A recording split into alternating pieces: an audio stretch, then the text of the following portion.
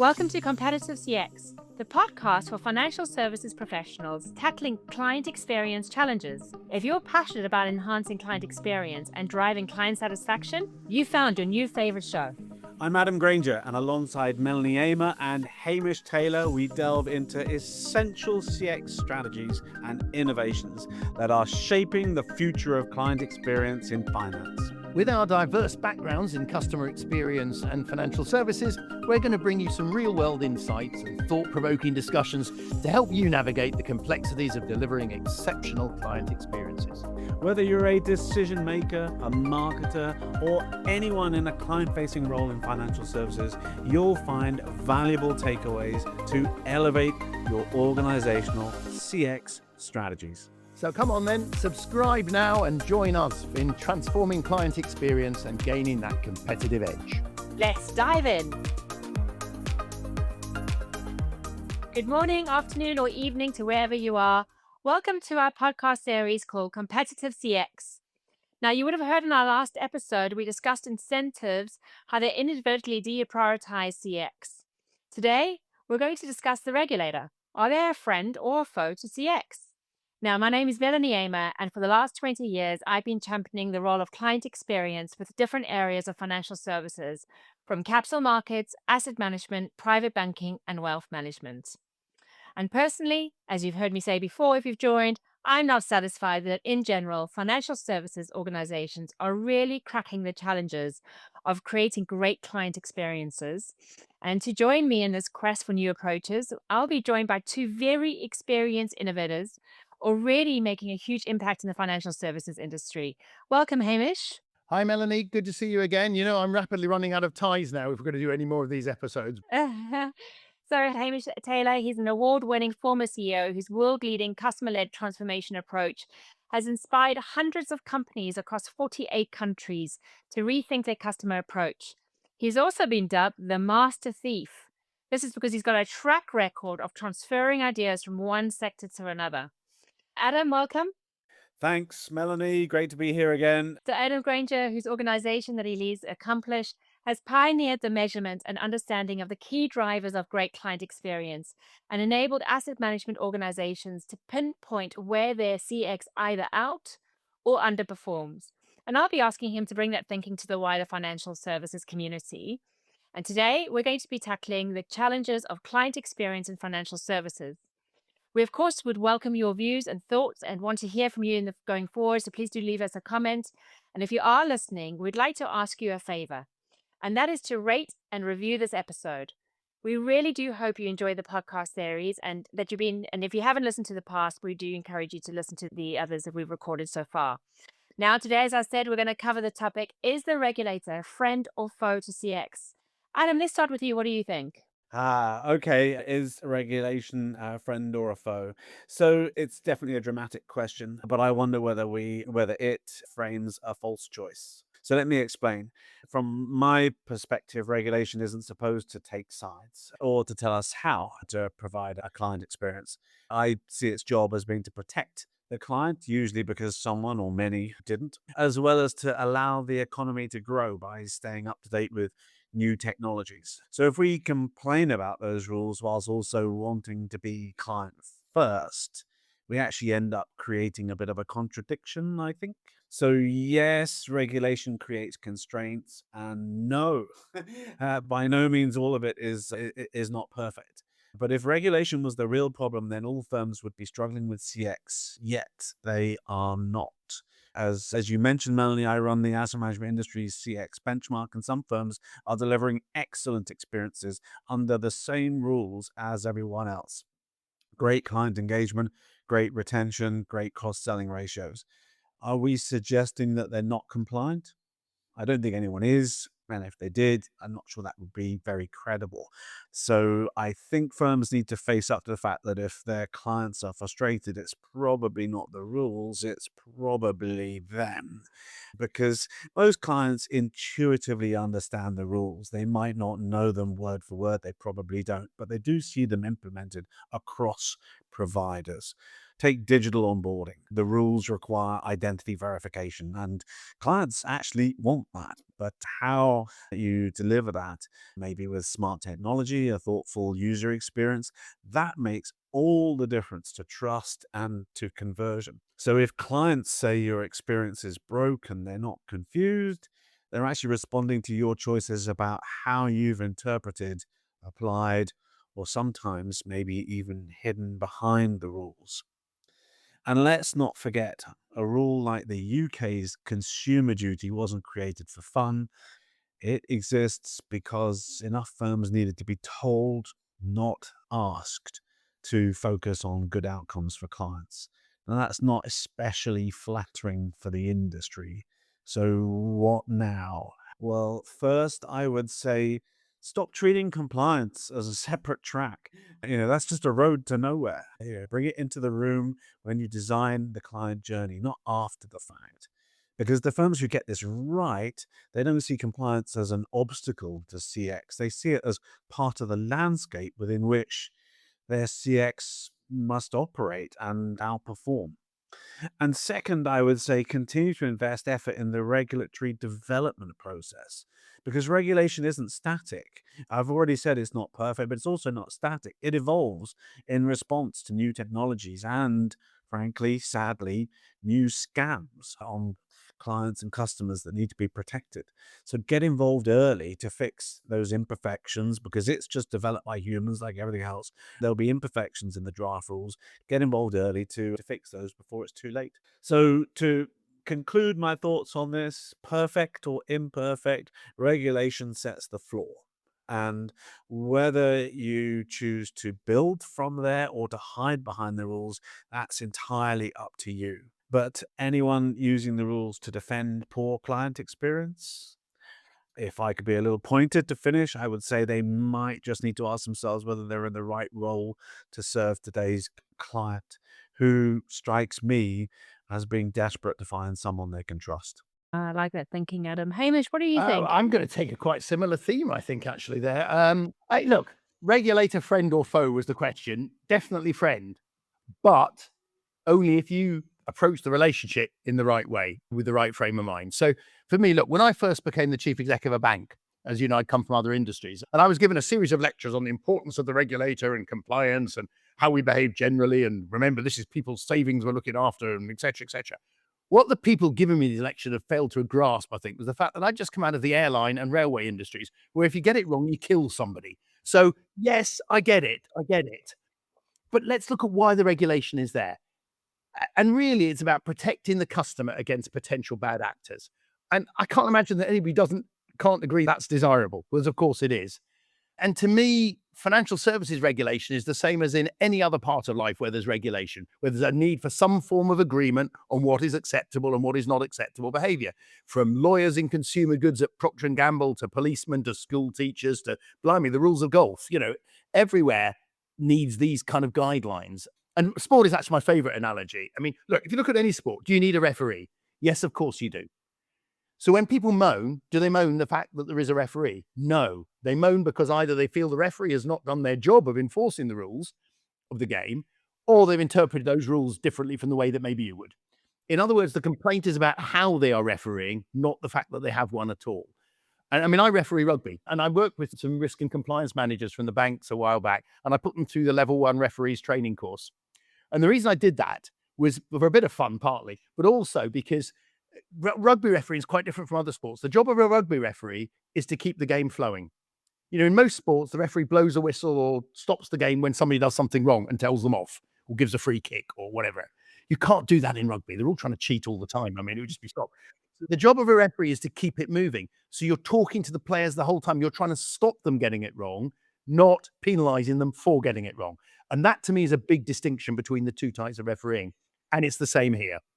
So, I mean, oh gosh, I was just thinking actually the other day, I wonder if you could apply that to traffic wardens. Can you imagine if a traffic warden's job was to help us all park safely rather than seeing their job as tell us off and give us a ticket when we don't? That's a separate debate. No, maybe we'll do a podcast on that another time. But Well, what about whether regulators could learn from rugby referees? well, it's funny you should say that, because let's take it back to financial services and, and this desire for creating sort of great customer experience. Look, I've been a former CEO in regulated industries, and I give the following advice to people. If we want the regulator to be a friend and not a foe, and it comes, first of all, the comment you just made there, Adam, the first thing for me is mindset. From my work with the FCA and the FSA before that, what we've got to recognize is they also want to create great customer experiences. We have the same goal. So begin your conversations with them with that in mind. It's not us and them. And yes, I have shared the rugby referee analogy with the FCA, and they agreed with it. That's what it should be. So, number one, if we're going to get it right, is mindset. Number two, don't use regulation as an excuse. And I don't, well, we're heavily regulated. We can't do this. We can't do that. And I hear that in lots of industries. Life sciences say it as well. Regulation is just setting the shape of the playing field and the rules of the game. You can still play to win against others who are playing on the same shape of pitch with the same set of rules. Okay. So all it's giving you is the boundaries. And then number three, I would say, so mindset's number one. Number two is don't use regulation as an excuse. And then number three is don't forget, and this picks up on something you said, Adam, and I know that you feel very strongly about, Melanie, is don't remember you've got to work with your internal regulator as well. In my experience, when problems arise, it's often down to internal interpretation, often by risk or complying or whatever. And that's what can actually get in the way. So what you need to do is spend time with your own risk and compliance teams, your own internal regulation teams. Help them to understand what you're trying to achieve in customer experience. And most importantly, and Involve ask them them. for help. Get them to help you designing your solutions. Yeah, bring them onto your side rather than seeing them as a hurdle to overcome, and ask them for suggestions. So, summary. Yes, it's a friend, but friendship's a two-way street, and you have a responsibility there as well. And that's about mindset. Treat them as a friend. Don't treat it as a foe. Don't use it as an excuse for not doing, because everybody else in your industry's got the same, playing to the same game as you. And number three, take your internal regulators with you on your journey. And if you can do those, then the regulator can, of course, be your friend, and the regulator will help you to keep the game flowing. Right? End of lecture. I have three examples, firsthand experiences of actually bringing a lot of what you've both talked about to life. So one was for one of the places I worked at, a bank where there was 100 checks to happen, where the client service agent had to do 100 checks just for a payment to go through. And so it meant that if you were phoning through to do a payment, you would be waiting on the line for that length of time for the payment to go through, because the service agents would have to go and do those checks. And so I asked the question, I said, why do we have to do the checks? And they said, because of regulation. And so when we actually looked at it, what was happening is we mapped out the client journey. What were they going on? We then mapped out all the internal requirements that were asked of that service center agent. What had happened is that teams have implemented regulation in isolation without looking at the client journey. And they didn't realize that you could ask one question to answer maybe 2 or 3 parts of the regulation, right? So it was classic 100. It's our earlier episode. CX is a cross-functional capability. Yeah, exactly that. And so it all starts with, and then I have a second example. When we look at budgets, we always look at, say, a change budget or transformation budget. And most asset managers and banks, you would have, what is your change budget? What is for reg reasons, and what's for change because you want to transform, improve, etc. When you look at that risk bucket, often that area is not looked at with a client lens at all. And so one of the places I worked at is we put project teams together to first look at what is the client journey. What is the client journey before they start doing anything else? What is the regulator also asking us to change to benefit customer or client, right? And when you got your project teams with compliance and legal involved, as you say, Hamish, right from the start, it's amazing then that they then be more they're more conscious about not putting the extra hurdles in place for clients and customers, right? Because they suddenly realize they might be adding more treacle to the experience for our clients. So that's the second Well, example. And the third, they'll be better informed, won't they? They'll become a more knowledgeable business partner. but it's interesting, Adam, it's actually cheaper as well, because all of a sudden you're not having to implement it once or twice or 3 times. You start implementing things once, because you've interpreted the regulation the right way and for the benefit of our clients, right? But if you hold these people at arm's length, you can't really blame them for giving you a low risk interpretation because they haven't been brought in to and involved. It goes back to something I talked about in the first episode of this when I said about, risk management. Why is customer risk not on the risk agenda in your board meeting? As you rightly say, Adam, it's about bringing into their world of regulation and risk or whatever, that the customer is actually central to that. It's not a separate thing. It's not a separate packaging you put around it. It's part of the process itself. And therefore, you've got to have the I conversation. strongly believe, totally. I absolutely believe that legal and compliance teams, if you bring them early, can find the safest way through getting you to the solution, right? So I mean, it's just so fundamental. The other thing that I always say to then our risk and compliance colleagues is I always remind them that the regulator today is not the regulator we used to have 20 years ago. So the regulators change. And so, exactly to your point, both of your points, if you have conversations with the regulator, with the agreement that you're both trying to achieve the same thing, which is to protect customers and clients and give them a better experience, well, actually, they'll be more open to new technologies and experiment. And we found this in one of the Channel Islands. We started to then have conversations with the regulator who said, oh, actually, what you're wanting to put into place is more sophisticated than the money launderers or the fraudsters out there. Actually, could we do this together? And by the way, when you've implemented this, can we want to ask all the other banks to do the same? So regulators change. And so when you start those conversations and say, well, the regulator won't like to do that, well, actually, you have to engage with them to say, is it something that we can achieve together, And right? shape future regulation. Yeah. And then my last example is I remember in one of the countries, when we onboarded our clients, we would tell our clients, we need this information for regulatory reasons. So we were doing it ourselves. Why do we need to tell our clients that we need information for regulatory reasons? Actually, we want that information because we want to give you a better experience. So why don't we tell our clients that instead? Or to protect you, if Or to that's protect if you. that's what Well, the regulation is trying to achieve. yeah, why did I have to say, We're or why do doing we have this to say that because we're told. It's a bit of a cop out, isn't it? You know? it is? Bit back on the regulator here as well, I think, which is, that one of the downsides of the word regulator, even the press in other industries, Ofcom, whatever, the water industry, the telecoms or whatever, the only time they ever make the news headlines is when they're fining somebody. And it comes across like these are the guys that will fine you when you get it wrong. Whereas I'm sure they are doing a lot of work to actually help their clients get it right, get the companies getting it right. But that never makes the headlines. That's not a story that the Yeah, press but wants. that might just be that good news doesn't travel Yeah, very far. exactly. And that I remember this example of a service agent who got a call and this gentleman wanted to transfer something like 2 million, right? And as a payment. And she went through everything she was supposed to go through, do all the checks, etc.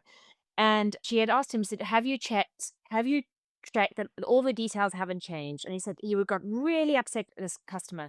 So upset because he goes, I know where I'm sending my money to. I know where I want. Can you just get it through? And she said, would you mind just doing me a favor? Something doesn't seem right. Could you phone your lawyer just to check that the payment details for your lawyer are those same details?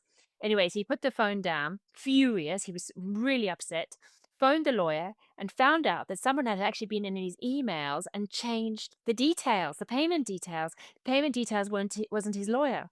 And so actually, what was that service agent doing? Following the process to protect the customer and the client. It was following the process the regulator had asked, but it was causing pain for the customer and client because the customer and client wasn't recognizing that the bank was trying to protect him. After that, he sent her a bottle of champagne and said thank you and couldn't stop thanking her because if it wasn't for that, he would have lost 2 million, right? So there's regulation can be painful. Let's not make it out that regulation makes life easy.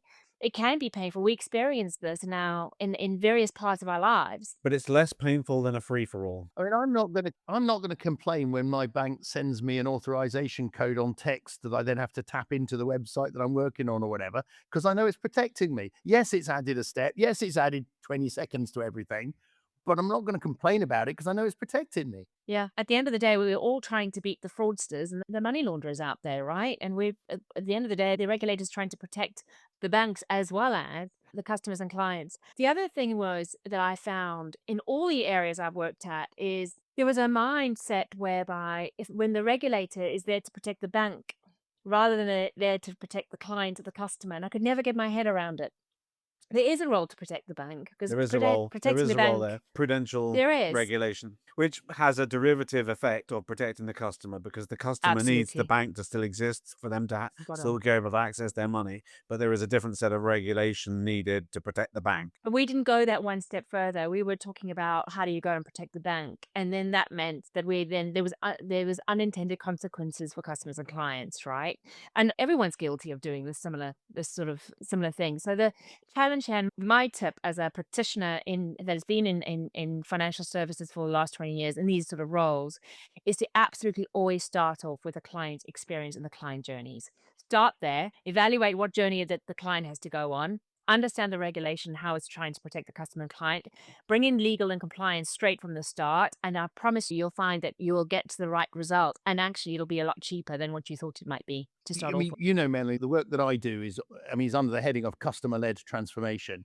And you can remove the word transformation, call it customer-led regulation or customer-led risk management or customer-led operations, because it's just about letting the customer experience lead every aspect of your business. I mean, it's not difficult. Yeah, I like that. But actually, there seems to be quite an interesting common ground across all three of us, which we didn't rehearse, right? I mean, find a common ground. There's a lot of common ground between the financial services provider and the regulator.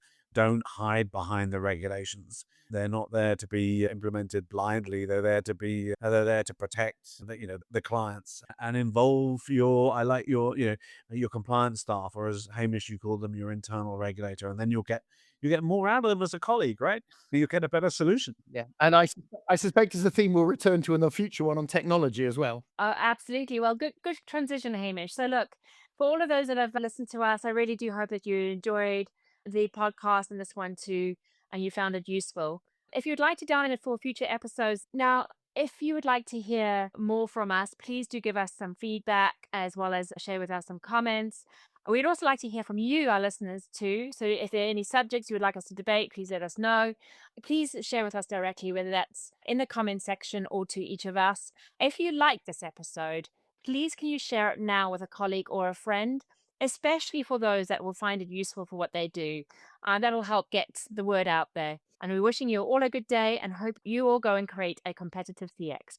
Bye, everyone. Thanks, guys. See you in the next episode. Thanks for listening to this episode of Competitive CX, the podcast dedicated to insights for financial services professionals tackling client experience challenges. We hope you found valuable strategies for enhancing client engagement in your organization. If you enjoyed the discussion, please subscribe to Competitive CX and leave a rating and a review. Your feedback helps us reach more finance professionals seeking to overcome their CX challenges. And you can stay up to date with the latest in client experience by following us on LinkedIn for resources designed to help you innovate and improve financial services. Join us next time as we continue exploring how to transform client experiences in finance. Until then, keep pushing boundaries and striving for excellence in the client experience.